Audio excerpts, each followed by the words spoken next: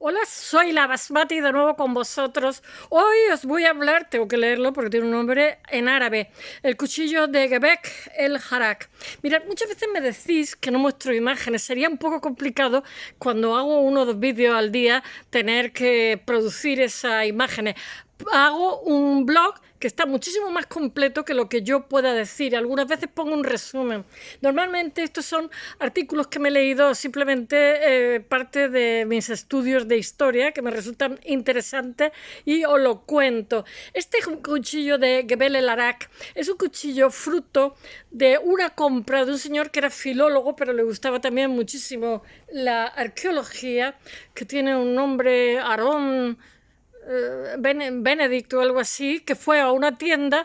Normalmente en Egipto había, y supongo que continúa, tantos restos arqueológicos que lo que pasa es que hay muchísimos ladrones y un mercado negro inmenso. No hay forma de luchar contra él. Bueno, sí que hay forma, y es que lo que están haciendo en estos momentos, que hay una nueva sensibilidad de la gente joven, lo cual es de felicitarse los tiempos que corren, y es que no quieren compras gangas en el tercer mundo, porque si no, pues Colombia, China, Egipto, montones de lugares que están llenos de restos arqueológicos interesantísimos y que se tendrían que hacer con un método, las excavaciones, viendo los estratos, sacando conclusiones, con catálogos razonados que se suelen hacer un año después. Llega el señor con la pica, lo destruye y como siempre tiene compradores, pues destroza una información que es valiosísima. Y en el caso de principios del siglo XX, donde hay un boom de la arqueología, pues como Egipto es un país que no es muy boyante, ahora es más rico, pero entonces no, era un protectorado británico, pues sálvese quien pueda. O sea, los arqueólogos muchas veces tenían que buscar tesoros en las tiendas, y en este caso este cuchillo es un cuchillito que está hecho con marfil de un diente de hipopótamo. Yo creo que los hipopótamos los masacraron en montones de lugares, los desaparecieron, porque incluso en la antigüedad los cascos se hacían con restos, con colmillos de hipopótamo, que es un marfil que tiene unas características excepcionales. Este cuchillo que os hablo de Gebel el Arak es un cuchillo muy famoso, es una de las joyas este señor lo compró y lo donó al Louvre francés, y además escribió un amigo suyo, él tenía cultura para digamos, captar esta pieza. Es un cuchillo de la época predinástica que dura aproximadamente 250 años, no sé si es entre el que 3.300, 3.500, y tiene unas representaciones, la hoja, o sea, el mango es de marfil de hipopótamo, y la hoja es de sílex. El sílex es un tipo de piedra que es frágil a algunos niveles para tallarla, pero es muy cortante y se usó desde principios de los tiempos. España tiene menos sílex que otros países. Cada sílex tiene su característica. Me parece que era una... ¿Cómo se llama? Una cristalización de corales, no lo sé bien porque no soy geóloga, me lo estuvieron explicando una vez, pero hay muchísimos sílex por casi todos los sitios, y normalmente cuando, digamos, la capacidad cognitiva del individuo se va desarrollando y su cerebro se hace más apropiado para la supervivencia, pues hacen muchas piezas de sílex que sirven para descarnar, se utilizan como cuchillos. Bueno, y en esta época este cuchillo tiene unas características, ahora os lo contaré un poquito más ordenado, unas características muy particulares, y por ambas caras está muy trabajado. Mirad, yo vengo de arte y para trabajar así había que dibujar muy bien, porque yo vengo de escultura, y no creáis que es fácil, y más en un mango que no es muy grande, cómo se muestra abigarrada un montón de escenas con muchísima información, que además es una iconografía que nos da información de la época. En la parte de atrás, aparte que está en paralelo, la composición es en paralelo, que después los egipcios no lo hacen así, siempre buscan un líder y siempre tienen una composición diferente, pero ahora mismo la composición es en paralelo, muestran unos guerreros, muestran unas batallas, ellos van con cuchillos de sílex y llevan también una maza, y después la simbología que hay por la parte de atrás, por el embés, es de un dios sumerio, porque los sumerios son anteriores. Ya con el peine, es que no me puedo peinar, esto es el agua del mar. son anteriores a los egipcios, mal que les duelan, porque ellos siempre han querido ser los primeros y dicen que son los primeros, pero no son los primeros. La primera cultura está en el creciente fértil. Realmente los primeros son los sirios y palestinos, esa zona, ¿no? Después realmente está Sumer y después está Egipto, o sea, en ese orden que no es que se lleve muchísimo tiempo. Bueno, y ahora estamos en la época predinástica y es asombroso la apariencia que tienen todos, o sea, los luchadores llevan mazas y estos cuchillos y después solamente llevan como una fundita que va como enganchada a la cintura y le protege y le cubre sus partes pudendas, que dicen en castellano antiguo, sus zonas genitales. Bueno, voy a ver si os lo cuento de forma un poquito más ordenada. Y bueno, y la parte de atrás, como os he dicho, hay como un dios que es sumerio y está, digamos, con dos leones. Y es como un símbolo de poder que está por encima, o sea, y no los tiene sujetos de forma violenta, pero es más poderoso que los leones. Hay diferentes animales. En la parte de abajo también se ve una lucha, lo que es un barco, porque los egipcios, que nos resulte curioso, eran expertos navegantes en el Nilo, hacían unas cosas dificilísimas y curiosísimas, desmontaban barcos, después tiraban de ellos contracorriente desde la costa con bueyes y tal, pero sin embargo nunca se adentraron, que colonizaron zonas del Mediterráneo, sobre todo Grecia, las zonas más cercanas, nunca se adentraron como hicieron los fenicios, que conocían la Osa Mayor, y eso les permitía acortar, o sea, no costear,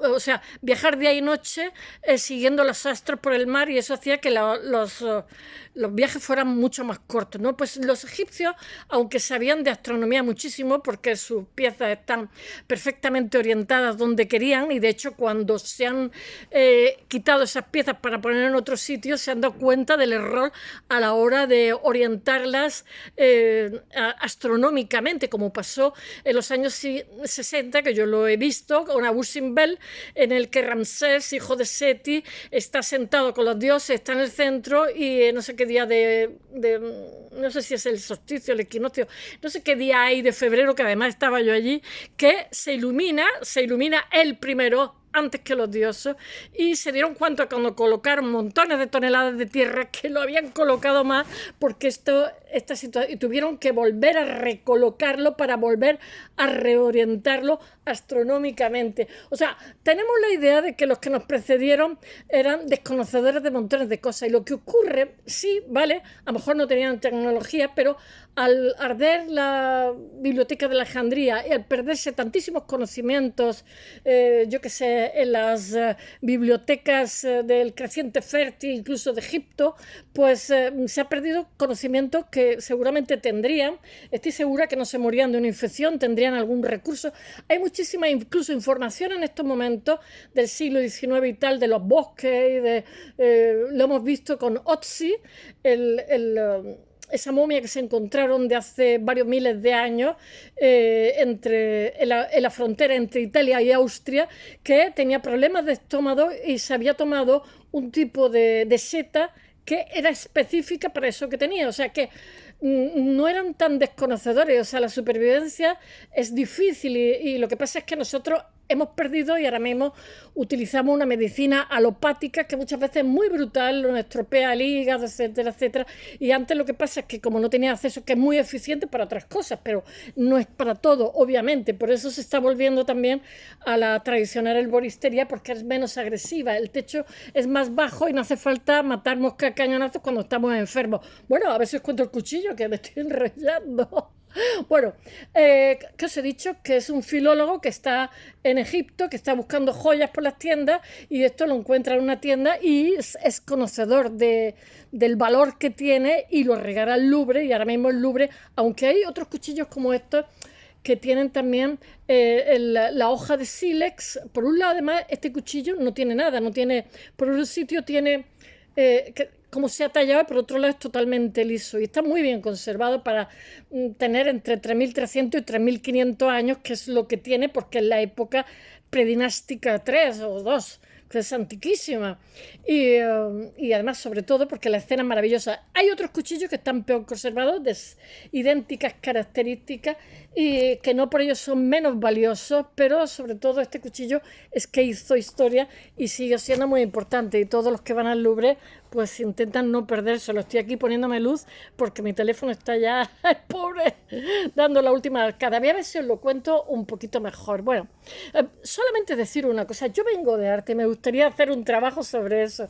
Y es que cuando veo los choppers y todo esto de los hombres primitivos, esas piedras que están golpeadas por planos, me doy cuenta hasta qué punto Picasso y todos los vanguardistas fueron influenciados por esta moda de, no solamente fueron influenciados por Freud y sus discípulos famosos de la psicología experimental, sino que los artistas fueron influenciados muchísimo, el cubismo, porque el cubismo es por planos, es exactamente por planos, y no eso que dicen de las máscaras, pues sí, no, pero el hombre primitivo, las piedras las trabaja por planos siempre. En el caso del sílex es más fino, pero se sigue trabajando por planos. Bueno, un día os hablaré de esto, que si no, no os cuento el cuchillo. Bueno, el cuchillo es un testimonio... Es un testimonio, siempre me estoy cayendo aquí, es un testimonio de los albores, porque hace un calor que para qué. Es un testimonio de los inicios de Egipto, de los albores de esta cultura egipcia que fue influenciada por Sumer, porque es anterior, pero luego Egipto, digamos, va a tener un discurso propio y va a influenciar a los de Sumer. O sea, no a los de Sumer, sino a los de Creciente Fértil, porque van a generar un arte propio, no solamente a los de Creciente Fértil, sino el Art Deco es arte egipcio, que eso tiene 100 y pocos años, está basado en el arte egipcio y también tiene mucho de cubismo. Oh, me sale la vena de arte.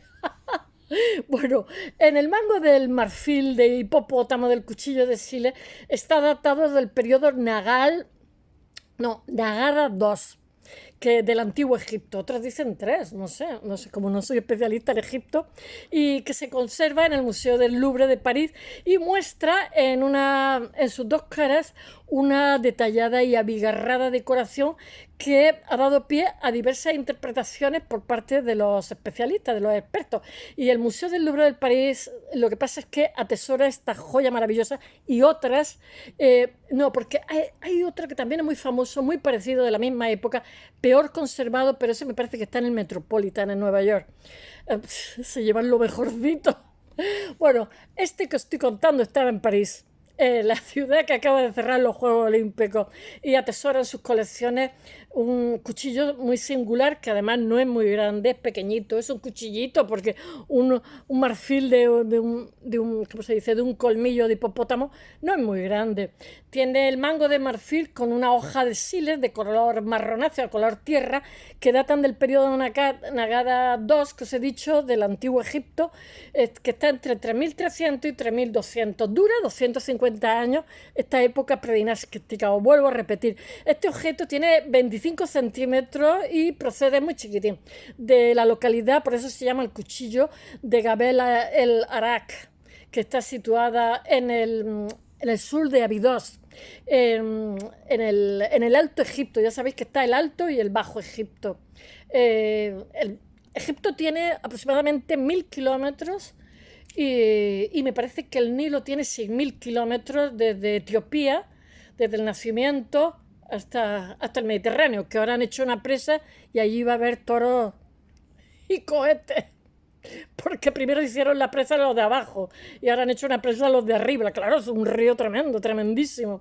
Y bueno, y los investigadores consideran que este cuchillo tiene una iconografía que representa, bueno, una iconografía en su interior que es absolutamente una joya, porque muestra similitudes no, es que Egipto, Egipto y Sumer tuvieron relaciones comerciales, porque Egipto, pues yo qué sé, todo el mundo tiene recursos que tiene que sacar fuera porque le faltan otras cosas, ¿no? Y en contra de lo que podamos procesar en la antigüedad, aunque no había un nudo de carretera ni tal, se navegaba bastante por el Mediterráneo, muchísimo, y las relaciones comerciales entre países eran más grandes de lo que pensamos. Bueno, pues que este cuchillo por la parte de atrás, el modelo es totalmente mesopotámico y es muy posible que fuera un cuchillo mesopotámico que vete a saber por qué acabó en Egipto. El cuchillo de Gebel el Arak es adquirido en 1914 por el filólogo y egiptólogo George Benedict Aron, o George Aron Benedict, o Benedict, sí, en una tienda de antigüedades del Cairo, porque lo que se estilaba en aquella época era pues asaltar las tumbas. Se sigue haciendo. Desde un primer momento se dio cuenta de su importancia, y si no asaltaban las tumbas los güeros, que llaman en Sudamérica, pues lo asaltaban los gobernantes y cogían y regalaban un obelisco a la Plaza de la Concordia y cosas así, disparates de estos que no se debían de haber hecho nunca.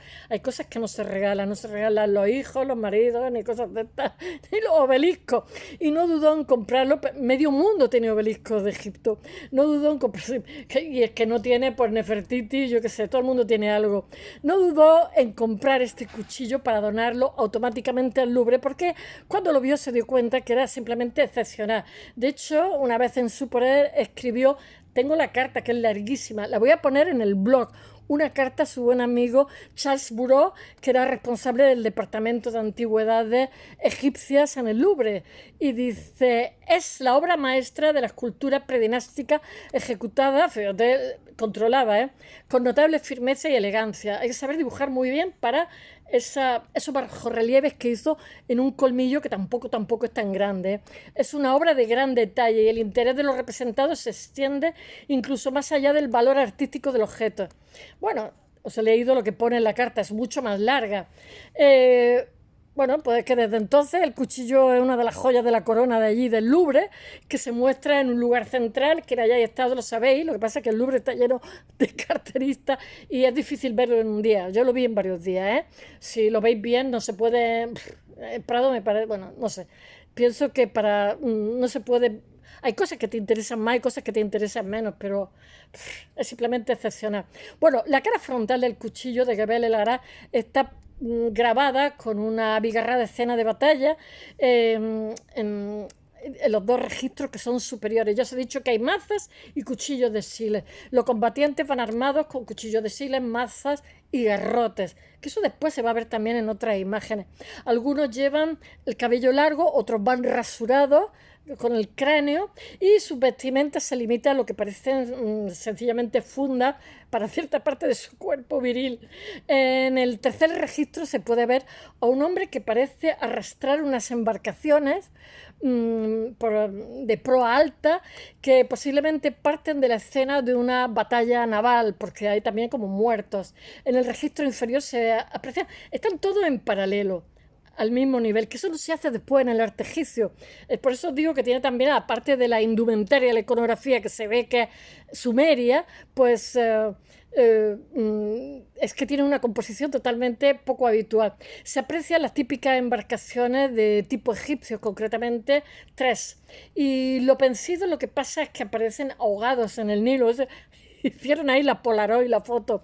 Algunos investigadores lo que pasa es que sugieren que la escena plasmada en este cuchillo de Gebel el Arak podían tratarse de una representación de lucha entre los guerreros de las ciudades de Abidos y de Hierápolis, no sé cómo se dice, y tengo que leerlo, Hieracópolis, que es en la actualidad se llama Nequeb, que son dos ciudades rivales en aquella época, en el periodo de la historia egipcia. Pero hay otras interpretaciones totalmente diferentes, que son la lucha de los mitos, ¿no? Del bien contra el mal. Por supuesto, el bien somos nosotros y el mal son los de fuera, faltaría plus. Otros autores lo que pasa es que creen que podría tratarse de una representación simbólica de la victoria del orden sobre el caos. Eso está desde el principio de los tiempos, está ahí hirviendo.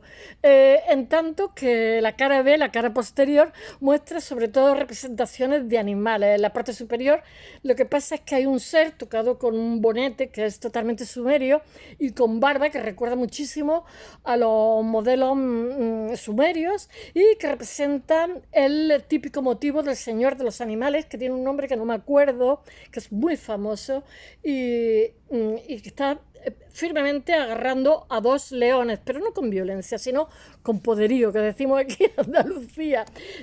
Dos leones ahí que son como rampantes, ¿no? El símbolo del león es el símbolo de la fuerza, se repite muchísimo en la antigüedad, ¿no? Y debajo aparecen dos perros que llevan collares, tienen dos collares los dos perros, y bajo esto hay unos antílopes a los que se les da caza a un hombre joven. No sabemos cuál es el significado. Y la parte final muestra a una leona devorando a un toro en la parte inferior derecha y a unos antílopes que se refugian. En el centro lo que hay es una especie de protuberancia. Todo esto va al bloque, perforada, que tal vez lo que pasa es que sirvió para pasar por ella un cordón y llevar el cuchillo colgando. Según algunos, en Yemen los cuchillos se cuelgan en medio y para que tengas una asociación la gente rica compraba muchísimo los cuernos de, ¿cómo se llama? Este animal que tiene un solo cuerno, rinoceronte, rinocerus, me lo sé hasta en latín. Y entonces, claro, pues lo que pasa es que estaban acabando con estos animales, porque el cuchillo se pone en medio porque se hace cierta asociación con cierta parte del cuerpo varonil. Bueno, la interpretación, eso en Yemen está muchísimo antes del Islam, eso es antiquísimo.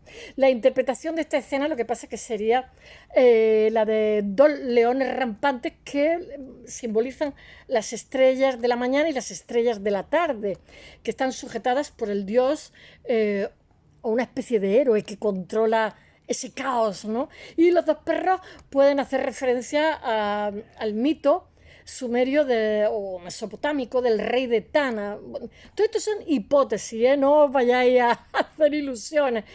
Por su parte, el joven cazador de antílopes se ha relacionado mucho con el dios egipcio. Aquí estamos fusionando iconografías de un sitio y de otro. Puede que fuera un encargo. Con el dios egipcio Shu. En la deidad egipcia no sé si hay 80 dioses, aunque conozcáis Isi, Osiris y todo esto, en realidad hay muchísimos. Lo que pasa es que dependiendo de la dinastía predominaba unos medalla de oro, otros medalla de plata y otros medalla de bronce, y otros pues pasaban en fin, ya dejaban de estar de moda. Finalmente, eso dependía de que el faraón estaba harto de los sacerdotes, intentaba poner otra deidad para quitarle fuerza a los sacerdotes, que muchas veces lo que pasa es que se vengaban diciéndole al pueblo que si había habido una tormenta era porque no adoraban al dios no sé qué y no sé cuánto, y al final muchas veces al faraón, como el culto de un solo dios, que el dios Sol, Akenatón, pues le costó un disgusto de los grandes, pero en realidad lo que estaba luchando era una lucha política por hacer que los sacerdotes, es que llegó un punto que eran más poderosos que los mismos faraones, pero eso se va a repetir a lo largo de las diferentes dinastías que pasan por bueno, malo y regular. Bueno, finalmente el círculo se cierra en este cuchillo cuando la leona, que es la estrella de la tarde, devora al todo, que representa el calor del día. Todo esto son hipótesis frente a otros que tienen similitudes. Y los antílopes, tened en cuenta que en esta época que simbolizan el frescor nocturno y se oculta. Tened en cuenta que en esta época no tenemos escritura para expresar nada y todo se hace mediante una iconografía que plasma la sensibilidad de la época. Espero que os haya gustado y hasta mañana. Bye.